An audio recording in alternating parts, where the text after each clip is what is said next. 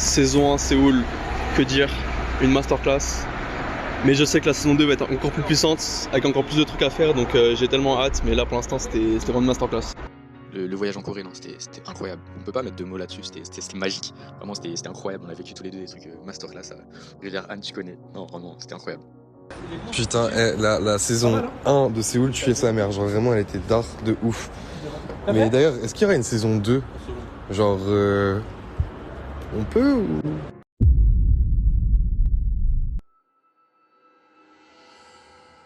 Paris. Pendant toute ma vie, ma perception du monde, c'était Paris.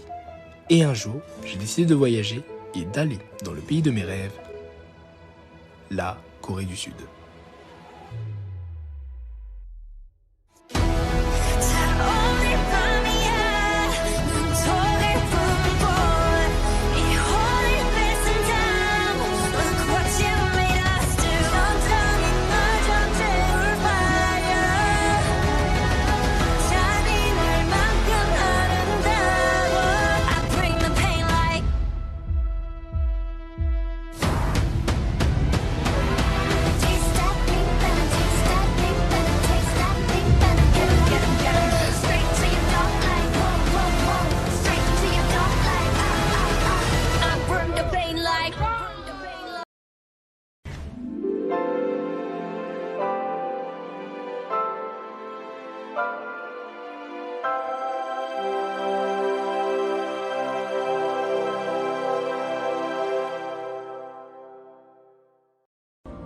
Bon les amis, on se retrouve encore en Corée du Sud. Il faut savoir que j'ai pas beaucoup filmé ces temps-ci, voilà.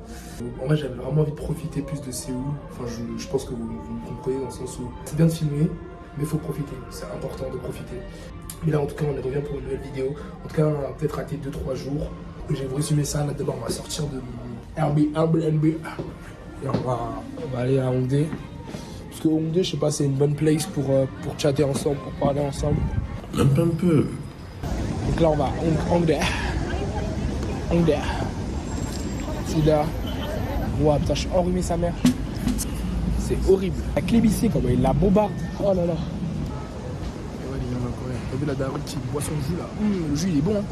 Il est bon le jus hein. Ça me fume ici comment il crache. Ça termine de rire.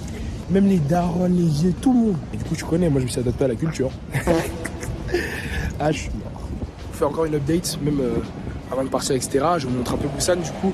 Je vais vlogger beaucoup à Busan je pense.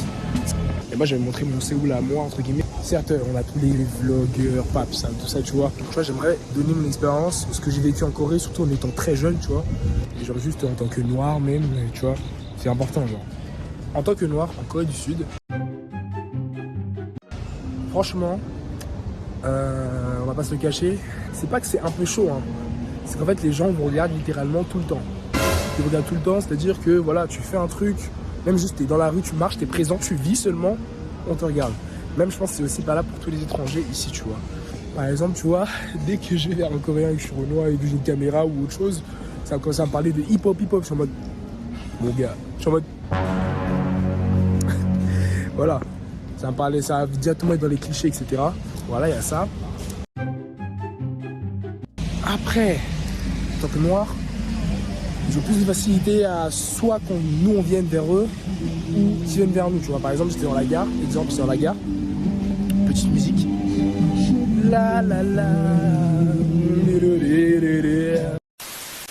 J'étais dans la gare et du coup, genre, il y avait une meuf qui me voir en mode est-ce que vous avez besoin d'aide et tout, genre, tu vois, en anglais, genre, c'est un peu en anglais, j'étais en mode grave sympa, en mode wesh, genre, tu vois, normalement, c'est des bons. Et je vais faire interrompre par la musique tout le temps. Too spicy, too spicy. Don't stop, give me some more. Hey, bang bang, no, I'm too spicy. Bref, franchement, c'est des gens qui sont dans l'aide, donc c'est pas mal. Après, ils sont très timides quand même, les Coréens, tu vois, vis-à-vis des étrangers, vis-à-vis des deux bases, en fait, finalement. Tu vois, si tu vas pas vers eux, ils peuvent venir vers toi. Après, je vous avoue, genre, j'ai une expérience de Renoir qui, genre, est en Corée pendant littéralement 10 jours. Donc vraiment, je me connais. On va dire que là, j'ai un avis vraiment genre réduit comparé à tous les Renois, les bails de Babsan, tout ça, qui genre vivent encore, ont vécu en Corée, tu vois, t'as capté. Là, moi, je suis juste là pour 10 jours. Et en 10 jours, je vous disent un peu ce que j'ai vécu, tu vois. Genre, on va pas se cacher, on est des shiny ici. Tous les Renois que j'ai vus à Séoul, je fais les comptes sur 1, 2, 3, 4, 5, 6, tu vois. Genre, c'est vraiment. On est vraiment simple, genre, tu vois. Alors là, par exemple, tu vois, il y a rien. Et je suis le seul ops d'ici, tu vois. Tu vois, je suis le seul avec la mélanine un peu trop élevée, t'as vu? Je suis un peu trop élevé, t'as regardé ou pas? Et le seul Renois qu'il y a, c'est vraiment pas des Français, genre. C'est soit américains, soit vraiment des Africains. Genre qui viennent vraiment d'Afrique et qui viennent en Corée. Donc, je montre un peu en idée là, je montre un peu.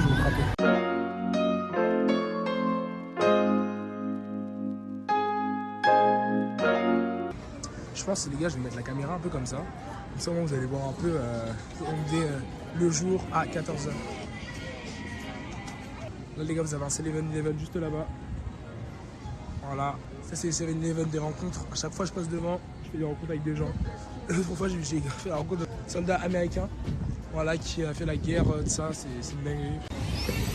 Ok les gars, Pyongyang c'est à 196 km. Donc ça veut dire que les gars, sur 196 km, je suis en Corée du Nord avec Kim Jong-un. Sympa, oh là là, vraiment la formation de fou malade. Donc voilà les gars, je pense que j'ai terminé la vidéo là-dessus, sur les Noirs en Corée. Ok, j'ai la petite là pour 10 jours. Donc comme je l'ai dit, mon avis n'est pas forcément hyper exhaustif. Voilà, donc n'hésite pas à aller voir aussi des vidéos de créateurs de contenu renois, tu vois, qui sont eux un peu plus expérimentés et qui ont vécu plus en Corée, tu vois. Bon les amis, je vous laisse, c'est la fin de la vidéo. Je vous laisse sur ces belles images. Les gars en Corée du Sud, en Corée, je suis coréen. C'est vrai que je suis coréen. Non les gars, les mal outfits. Excellent. Bon les gars, c'était Xenori. Bye tout le monde. Putain, on voit même pas ma tête, ça me fume de rire. Notre voyage en Corée du Sud restera un souvenir inoubliable. La Corée du Sud, c'était incroyable. Mais ce qui reste le plus précieux, ce sont ces souvenirs que nous avons créés ensemble. Ces instants où nous avons partagé non seulement un voyage, mais une véritable aventure humaine. Merci à vous tous pour ce moment inoubliable. La Corée du Sud restera pour toujours un souvenir cher dans nos cœurs. Bon les gars, je pars. Non, c'est une dinguerie. Putain. C'est fini frère. Bon. Je crois bien c'est la fin. Hein. La fin de la saison 1, vlog à Séoul. Que dire? c'est trop. Ça fait longtemps que c'est pas eu Facecam comme ça là, que j'ai fait une petite vidéo Facecam et tout. Venez, on se retrouve un peu entre nous, on parle un peu. C'est important. J'ai voyagé à Séoul, les gars. Il y a 2 mois, il y a 3 mois, j'étais à Séoul, je marche. En fait, c'est incroyable. C'était incroyable cette saison 1. Merci à vous pour le soutien, pour toutes les personnes qui ont regardé les vlogs. J'espère que vous avez passé un excellent moment. J'espère je vous ai transmis les good vibes. Et pendant ces vlogs à Séoul, vous n'avez pas forcément vu Xenori, vous avez vu Etsy, je vois la personne qui est derrière cette chaîne. Juste un humain, voilà, comme un autre, qui est là, qui voyage, qui kiffe sa vie. Et c'est l'important les gars, les choses simples. Et merci à tous mes goats, parce que je sais qu'on va regarder cette vidéo en avant-première avant qu'elle sorte. Mes gâtés, Arthur, Elliot, Melchior, tous les goats là qui étaient avec moi. Merci à vous les gars, voilà. On a vécu un truc de fou entre nous. Ça nous a consolidé encore plus. Et les gars, l'amitié c'est important. Merci à vous les gosses. Et ceux qui sont pas venus les gars, pensez à vous, ceux qui sont pas venus du voyage. Parce que vous connaissez les voyages entre potes. Forcément des gens qui viennent pas forcément, mais ils restent dans le corazon. Voilà. Dédicace à eux, c'était important de le dire. Mais on était allé à Busan, on est parti à 6h30 à peu près de Séoul. On n'avait pas d'hôtel, on n'avait rien du tout. On s'est dit bon, one life, on y va. On a trouvé un hôtel finalement. 40 balles la nuit, c'était incroyable. Rooftop, tout ça, je vous mets les photos, incroyables. On est allé aussi à Hongdae Beach, la plage à Busan. J'ai pas trop fait le tourisme, je vous avoue. J'ai vraiment montré Séoul, Hongdae pratiquement. J'ai pratiquement montré Hongdae. Donc on a fait aussi le touristique, pas les Bokyun, tout ça de ça. J'ai pas porté le hanbok, mais Séoul saison 2. Les gars, Séoul saison 2. Moi je vous le dis, bébé. Après, on a fait beaucoup de tout ce qui est boîte de nuit. Ah, ça, je vais pas vous faire un dessin, voilà. On a fait aussi tous les lieux, un peu les K-drama, voilà. Anne River, la rivière Anne et tout, c'était incroyable. Les vrais savent. Grosse dédicace au Big M, le M qui me regarde là. On sait, hein, rivière Anne, on se sait. Et voilà, tout simplement, la morale d'histoire, les gars. Voyager. Voyager, ça permet de te connaître au mieux.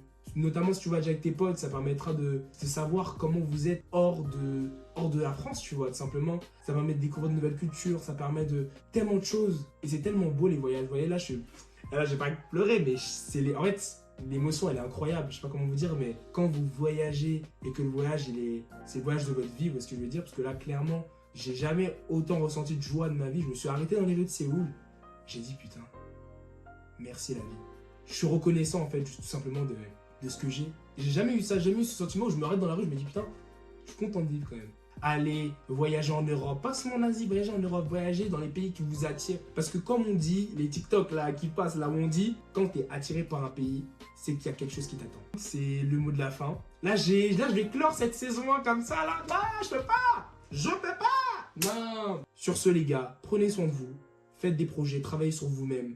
Faites ce qui vous plaît. En tout cas, les gars, c'était Xenori. Prenez soin de vous. Allô, Gigeseo, pour les intimes. Je suis matrixé. 3 mois, je suis revenu, je suis matrixé. C'était Xenori, les gars. Bye tout le monde. Saison, c'est terminé.